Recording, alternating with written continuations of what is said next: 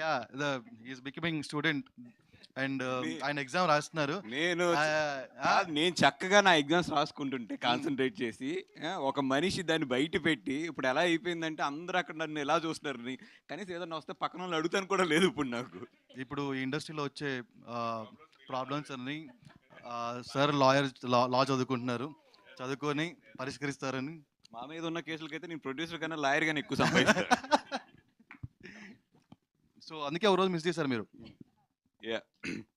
Saturday ఈరోజు. అంటే ఎప్పుడు స్టూడెంట్గా ఉన్నప్పుడు ఏంటంటే సండే ఎప్పుడు వస్తుందా అని చూస్తాం కదా, ఆ ఎఫెక్ట్ అనుకుంటుంది. అండ్ బిర్యానీ సండే కలిపాము. అంటే వరలక్ష్మి గారు నాకు కాల్ చేశారు, చేసి సార్ ఇట్లాగా ఒక సినిమా తీస్తున్నాను, డైరెక్ట్ చేస్తున్నాను అన్నారు ఆయన. ఆవిడ అంటే ఆవిడంటే అద్భుతం అనుకున్నాం. నేనే యాక్ట్ చేస్తున్నానండి అన్నది ఆవిడ. మా అద్భుతం అనుకున్నాం. నేనే ప్రొడ్యూస్ చేస్తున్నానండి అంది ఆవిడ. అప్పుడు అనుకున్నాను ఓకే చేస్తా అని. కానీ సినిమా మొత్తం కంప్లీట్ చేశారు ఆవిడ చాలా ఫాస్ట్గా. అంటే నాకు ఎప్పుడు ఫోన్ చేసి ఎప్పుడు సినిమా కంప్లీట్ అయిపోయింది అంటానికి కూడా ఇట్స్ జస్ట్ లైక్ అలా ఒక ఫ్లాష్ కింద అయిపోయింది. ఆవిడ వచ్చి ఎట్లా సినిమా కంప్లీట్ అయిపోయిందండి, వచ్చి ఒకసారి మొత్తం ఫస్ట్ ఇలా ఎడిట్ కూడా అయిపోయింది, ఒకసారి వచ్చి చూడండి అన్నారు.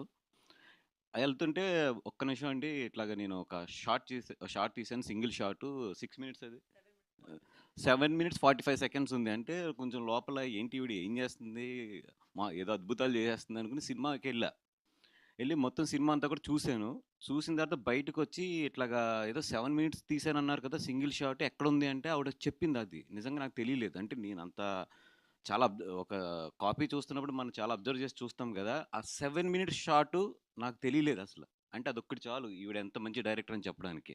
ఎందుకంటే సింగిల్ షాట్ అనేది ఎవరు అన్నా సరే తెలిసిపోతుంది, అది 7 మినిట్స్ రన్నింగ్లో ఉంటే తెలుస్తుంది. నిజంగా హానెస్ట్గా చెప్తున్నాను, ఏదో ఆవిడని పొగుడుతాను కానీ అది కాదు, కానీ నాకు తెలియలేదు. ఆవిడని ఐ థింక్ రోలింగ్ టైల్స్ ముందే అడిగాను ఆవిడ, ఏదో షార్ట్ అన్నారు కదా ఎక్కడ అంటే, ఆవిడ చెప్పారు ఇందాక వెళ్ళిపోయింది షార్ట్ అని చెప్పి. ఇంకా అదొకటి చాలు, ఆవిడ చాలా మంచి డైరెక్టర్ అని చెప్పడానికి. ఇంకా దానికన్నా కూడా వేరే ఇది కూడా అవసరం లేదు. అండ్ జనరల్లీ ఏంటంటే ఆవిడ బయట మాట్లాడుతుంటే మన వందే భారత్ ట్రైన్ స్లో ఉంటుంది, ఈవిడ మాటలు అంత ఫాస్ట్ ఉంటాయి. ఆవిడేమైనా వాయిస్ మెసేజ్ పంపితే మనందరం 1.5 2లో ప్లే చేసుకుంటే ఈవిడది మైనస్ చేయాలి మేము, అంత ఫాస్ట్ ఆవిడ. అంత ఫాస్ట్గానే సినిమా కూడా ఫినిష్ చేసింది ఆవిడ. అంటే నిజంగా అది ప్రొడ్యూసర్గా మీ లక్ అండి అది.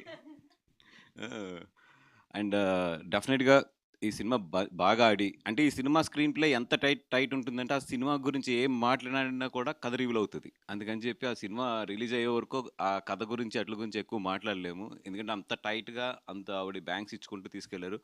దీంట్లో అన్నిటికన్నా నిజంగా ప్రొడ్యూసర్ గురించి చెప్పాలంటే ఒక మంచి విషయం ఏంటంటే, ఎవ్రీ మినిట్కి దీంట్లో ఒక పెద్ద యాక్టర్ వస్తానే ఉంటారు. అట్లాంటి పెద్ద యాక్టర్స్ని అందరినీ కూడా తీసుకొచ్చి అంత ఫాస్ట్గా సినిమా చేయడం అంటే మాత్రం నిజంగా మా వల్ల అయితే కాదు. నిజంగా ఆవిడ ఎలా చేస్తారో కూడా తెలియదు మనకి. లేదా ఈవిడ గట్టిగా ఇంటికి వెళ్ళి వాళ్ళని తీసుకొచ్చేసి ఉంటుంది పొద్దున్నే. ఎందుకంటే అంతమంది యాక్టర్స్ ఉన్నారు సినిమాలోని. మొత్తం వీళ్ళందరినీ పెట్టి కూడా నిజంగా చాలా మంచి సినిమా అయితే తీశారు. డెఫినెట్గా ఆడపిల్ల ఉన్న తల్లిదండ్రులు అయితే డెఫినెట్గా చూడవలసిన సినిమా ఇది. అండ్ ఆవిడకైతే చాలా మంచి పేరు వస్తుంది సినిమాకి. అండ్ అలాగే డబ్బులు కూడా బాగా రావాలని కోరుకుంటున్నాం. అలాగే ఈటీవీ ఎక్కడుంటే అక్కడ సక్సెస్ ఉంటుంది. అలాగే మా సాయి, నితిన్ వీళ్ళిద్దరూ ఎక్కడుంటే అక్కడ మంచి సక్సెస్ ఉంటుంది. డెఫినెట్గా వాళ్ళకి కథ నచ్చి వాళ్ళు దీంట్లో ఇన్వెస్ట్ చేశారంటే అక్కడే అర్థమవుతుంది ఈ సినిమా డెఫినెట్గా హిట్ అని చెప్పి. అండ్ గీతా ఫిల్మ్స్ కూడా ఈ సినిమాని రిలీజ్ చేస్తుంది. అండ్ అందరికీ కూడా ఆల్ ది బెస్ట్. అండ్ దీంతో వరలక్ష్మి గారికి ప్రొడ్యూసర్గా ఉండే కష్టాలన్నీ బాగా తెలియాలని కోరుకుంటూ, అదేవిధంగా దీని తర్వాత మంచి డబ్బులు రావాలి, వచ్చిన డబ్బులు మళ్ళీ సినిమాలోనే పెట్టాలని చెప్పి కోరుకుంటున్నాం. Thank you very much. चाबी दुकान की चाबी।